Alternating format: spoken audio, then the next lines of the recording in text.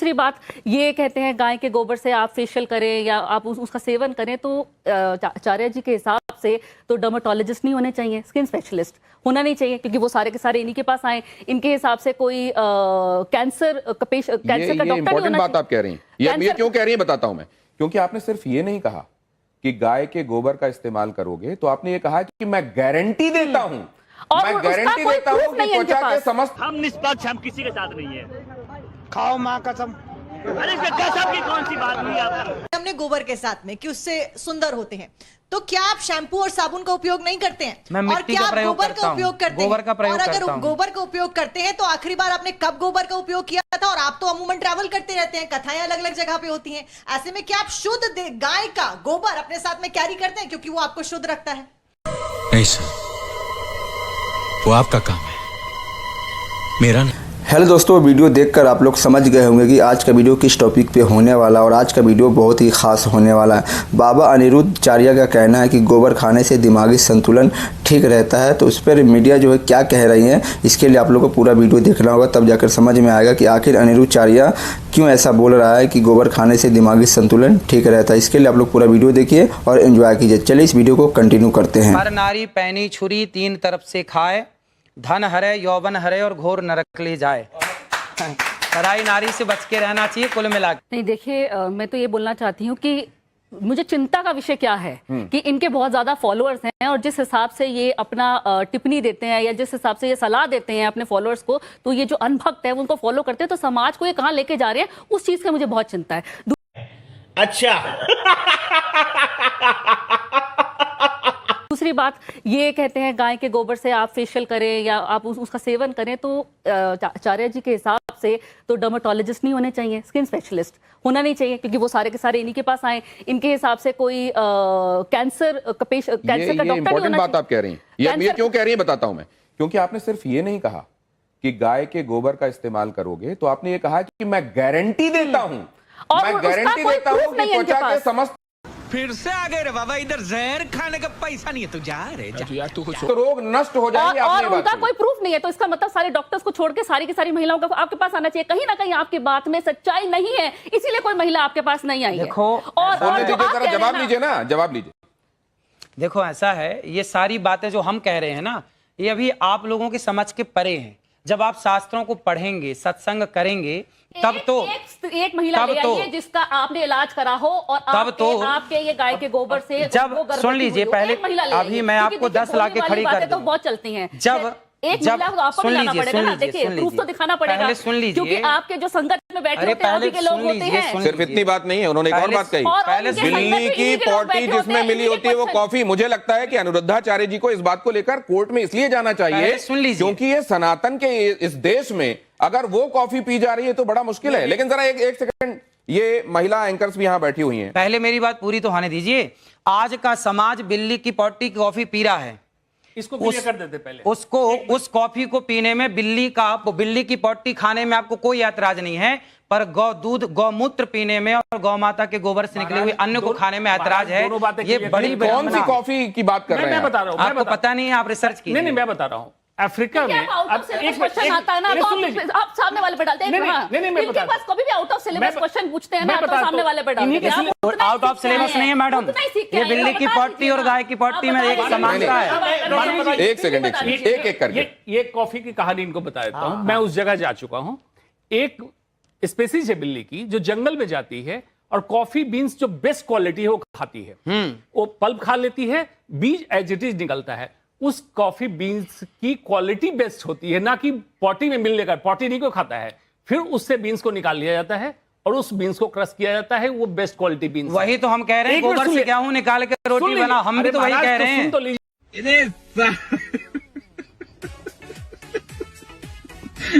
बेटी चोद के और ये भी वही कहने लग गए, देख लो। सुन तो लीजिए, बचे हुए बीज, क्योंकि बिल्ली को उस टेस्ट का पता है, इंसान उसको सेंस नहीं कर पाता है, इसीलिए coffee tester, T tester, wine taster, certain quality के लोगों को रखा गया। एक बात।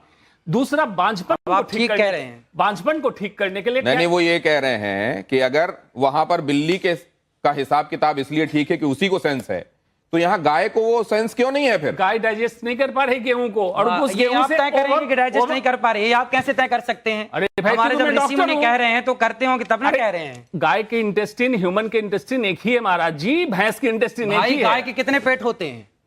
जितने भैंस के होते हैं, जितने सुअर के होते आपके हैं। कितने पेट हैं? भाई इंसान आपके का कितने- स्टमक होता है। बताइए ना, गाय के कितने पेट होते हैं? भाई बताइए, आपको इसके लिए कम से कम नीट क्वालिफाई करके डॉक्टर बनना पड़ेगा ना। आपको नहीं पता, आप गाय पर अच्छा, रिसर्च करते नहीं, आपके घर में गाय है नहीं। एक बात आप क्या सुनिए, जानेंगे गाय के बारे में? कितने पेट आपने खोले हैं आज तक? अरे भाई गाय के 6 पेट होते हैं। नीट की आप परीक्षा देख लीजिए, नीट की परीक्षा आपने पास की है डॉक्टरी की बात कहने के पहले। डाइजेशन कैसे होता है पता है आपको? फील्ड का जितनी बात कहता हूं उसका प्रमाण से कहता हूं। यही बात है कि क्या स्वामी जी, साइंस में क्या अनिरुद्धाचार्य जी अपने विषय के अलावा बाकी विषयों में जाकर भी असल में एनक्रोच करते हैं, या बाकी विषयों के संदर्भ में शास्त्रों में क्योंकि व्यवस्था दी गई है और वो शास्त्र पढ़े हुए हैं इसीलिए बाकी जगहों पर भी टिप्पणी का उनका अधिकार है? इस पर आगे चलेंगे, लेकिन जरा यहां जो हमारे साथ हमारी कलीग बैठी हुई हैं, पहले श्वेता आपको लेकर आता हूं, क्या है आपके मन में जो आप जानना चाहती हैं? मैं तो ये जानना चाहती हूँ स्वामी जी, क्योंकि मैंने जैसे सुनी आपकी बहुत सी बातें, आपने महिलाओं के ग्रेड के बारे में भी कई बार बात की है कि ये महिला इस ग्रेड की है, ये महिला उस ग्रेड की। तो पहले तो मैं अपना ग्रेड जानना चाहूंगी, आप स्वामी हैं, बहुत लोग आपको सुनने आते हैं। कौन सी बात? कि जैसे आपने कहा कि ये महिला जो अपने पति को के साथ लड़ाई करती है तो ये तो एकदम 3rd ग्रेड की महिला है। तो हम जैसी महिलाएं जो घर से अभी बाहर निकली हैं, दफ्तर में काम कर रही हैं, कभी रात में भी बाहर रहती हैं, दिन में भी, तो हम किस ग्रेड की आती है आपके हिसाब से? और एक बात और, जैसे आपने कहा कि महिलाओं को शांति बनाए रखने के लिए अपने मुंह पर उंगली रखी रहनी सबके चाहिए, लिए है ये बात, है ना? तो मतलब महिलाएं चुप रहे, देश की आधी आबादी चुप रहे, पुरुषों को भी कहा है, लेकिन महिलाओं के लिए आपने कहा खास तौर पुरुषों के लिए आपने सुना ही नहीं, पूरी बात सुनना तो सीखिए। अच्छा, हाँ महाराज जी बोलेंगे, बाकी ठीक सब है। चुप रहे हैं। तो आप यही बता दीजिए, पहले तो मेरा ग्रेड बता दीजिए मुझे, और दूसरा कि अगर हम बाहर काम करने वाली आपका कामकाजी ग्रेड तो आप महिलाएं हैं, अच्छे से जानती होंगी कि आप कितना लड़ती हैं और कितना शांति से रहती हैं, कितनी संस्कारी हैं। आपका संस्कार आपको पता होगा, वही ग्रेड निश्चित कर देगा कि आपका नहीं, ग्रेड तो क्या आप है। ग्रेड कैसे डिसाइड करते हैं महिलाओं की? भाई मैं नहीं बोलने करता, वाली महिलाएं 3rd ग्रेड की, कम बोलने वाली उससे ना, ऊपर, ना, वैसे कुछ ऐसा कोई प्रूफ है तो बताइए। और जो महिला गूंगी हो वो तो नंबर अनिरुद्धाचार्य जी का कहना है कि आप अपने स्वभाव का विश्लेषण खुद कीजिए, आप कितना दूसरों से झगड़ते हैं, कितना शांत रहते हैं, कितना सामंजस्य बिठा पाते हैं, और उस हिसाब से अपना ग्रेड तय कीजिए। श्वेता आपका सिर्फ महिलाओं के लिए। पुरुषों के श्वेता लिए भी है। भट्टाचार्य। स्वामी जी, मैं अभी मुझे एक शो करने भी जाना है, तो मैं अच्छा हुआ आप सवाल पूछने आ गए। मैं नौकरी करती हूँ, रात के 12 बजे यहाँ से कैब मिलेगी, मैं 1 बजे घर पहुँचूंगी। मेरा 7 साल का बच्चा है, हनुमान चालीसा का पाठ कर लेता है मंगलवार और शनिवार। वो सारे भगवान की पूजा जानता है, वो जानता है कि गणेश की पूजा पहले होती है, और वो पूरी कहानियां जानता है। वो अपने माँ बाप की भी इज्जत करता है, और यहाँ बैठे किसी को भी वंदे मातरम पूरा नहीं याद होगा। मेरा बेटा पूरा संस्कृत में वो याद रखा है। आपने कहा नौकरी करना ही नहीं चाहिए महिलाओं को, क्योंकि उन्हें घर कैसे संभालेंगे, संस्कार कैसे देंगे, आप डिसाइड करेंगे। सर, आपका एक बड़ा तबका है जो आपको फॉलो करता है, आप उनको, मतलब मेरी जैसी महिलाएं तो बिल्कुल, आपका वो वीडियो देख के मुझे तो उदास हो जाना चाहिए कि मैं अपने बच्चे को क्या सीख दे पाऊं। जवाब ले लीजिए, जवाब ले लीजिए। आप बताइए सर कि पूरी बातें सुनते नहीं, नहीं, आप मैंने लोग पूरी इसलिए बातें confuse सुनी हैं। सर, मैंने पूरी बातें सुनी। आपने कहा महिलाओं को नौकरी क्यों करना, पुरुष कमाए। ना ना, ऐसा नहीं बोला कि महिलाओं को नौकरी सर, क्यों मैं करना। आपको वीडियो आप दिखा दीजिए वीडियो। वीडियो है मेरे दिखा पास। दीजिए, दिखा दीजिए। वीडियो है, दिखा दीजिए ना। मैंने तो भी बोला प्रमाण दिखा लेकर बात दीजिए। करती हूँ सर, हम न्यूज़ दिखा वाले दीजिए हैं। ना, तो हम तो सुन रहे हैं, वो लाइए। वीडियो मैं आपको बकायदा भेजूंगी सर, अभी दिखा दो। जिसमें आप ये कह रहे हैं कि महिलाओं को नौकरी करने की जरूरत क्या है, पुरुष ना, ना, कमा ना। रहा है। और आपने जो बात आपने कही, ये बात गलत अगर कही। उनका वही कहना होता है जो आप कह रही हैं, तो वो कहते हैं हाँ मैंने ये कहा है। वो कह रहे हैं मेरा मतलब कुछ और है, तो सुन लीजिए उनसे वो क्या ऐसा कहना है। चाहते हैं। आपके कहने का मतलब, एक सेकंड। एक महिला ने मेरे से सवाल किया, एक महिला ने मेरे से सवाल किया। अब देखो आप लोग पूरी बात ना प्रमाण के साथ, होमवर्क पूरा नहीं है आपका आज। एक महिला ने मेरे से सवाल किया कि महाराज जी मैं नौकरी करना चाहती हूँ। मैंने कहा पति क्या करते हैं? बोले बिजनेसमैन है। मैंने कहा बेटा यदि पति बिजनेसमैन है तो फिर आपको नौकरी करने की क्या जरूरत है? यदि पति बिजनेसमैन ना हो, पति कुछ ना कर रहा हो, एक सेकंड टोकिए मत बीच, सुन लीजिए, है ना। पहला उसने कहा कि पति बिजनेसमैन ने कहा कि यदि बिजनेसमैन है तो आपको जरूरत नहीं है। यदि आपके पति बिजनेसमैन नहीं है, कुछ काम धाम नहीं चल रहा है, तब आप करो। इस स्थिति में आप बिल्कुल करो काम, ये बात थी उसमें। आप खूब काम करिए, लेकिन तब काम करिए जब घर में कोई और ना हो काम करने वाला। जब घर में सारे लोग काम करने वाले हैं, भाई हमारे यहाँ तो सिंपल फंडा, सिंपल बातें हैं कि यदि भाई खड़ा है तो बहन बाल्टी नहीं उठाएगी। कौन बाल्टी उठाएगा? भाई बाल्टी उठाएगा। भाई जब भाई है, पुरुष वर्ग है काम करने के लिए, तो महिलाएं क्यों काम करेंगी? ये तो आपकी भलाई के लिए, अगर आपको करना है तो मैं हाथ पकड़ने नहीं आऊंगा। उसमें ये बात कही गई है कि आपको आवश्यकता है, मान लीजिए तो काम करिए। मान लीजिए आपके जो फॉलोअर्स हैं उनमें से किसी महिला के मन में ये भाव जागृत होता है कि वो काम करे और पति बिजनेसमैन है, तो पति आपका हवाला देके रोक देगा, देखो उन्होंने कहा है तुम काम करना चाह रही हो। आज ना बड़े बड़े पद पर जितने लोग हैं, वो काम करने वाले जो बड़े पद पर हैं, वो ये चाहते हैं कि मैं ऐसी पत्नी लाऊं, ऐसी लड़की से विवाह करूं। ये मैं एक सोच की बात कर रहा हूं, है ना। अब इसका ये विचारधारा है, ये मेरी पर्सनल विचारधारा नहीं है, मैंने सुनी है, लोगों से मैंने बात की तो पता लगा। तो लोगों ने कहा रुको जरा, सब्र करो, कि जो अच्छे फील्ड में है, IAS IPS कलेक्टर लेवल के जो लोग हैं, वो ऐसी लड़की से ब्याह करना पसंद करते हैं। अधिक आप कह सकते हैं 85%, कि जो लड़की पारिवारिक हो। पारिवारिक मीन्स घर का काम संभाले, घर का काम करे, वो पति आए तो वो जो वर्किंग है वो पारिवारिक नहीं हुई।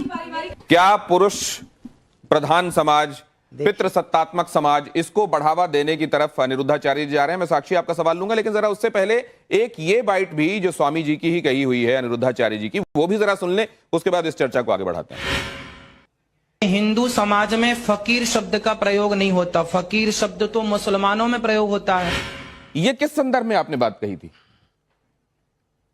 आप पूरी सुन लीजिए तो सब संदर्भ निकल आएगा। नहीं, आपको तो, आपने तो खुद ही कहा है, तो आपको तो सब कुछ पता ही होगा। ऐसा है कि अब वो बहुत पुरानी वीडियो है, बहुत पुरानी। अब मैं बताता हूं आपको, आप तो जानते ही हैं आजकल मीम्स का जमाना है, चीजों को इधर से उधर लगा देने का और सामने करने का जमाना है। ये जो सामने हमारे आया, यहां पर पहले ये दिखाया गया कि हम तो फकीर हैं, झोला उठाकर चल देंगे।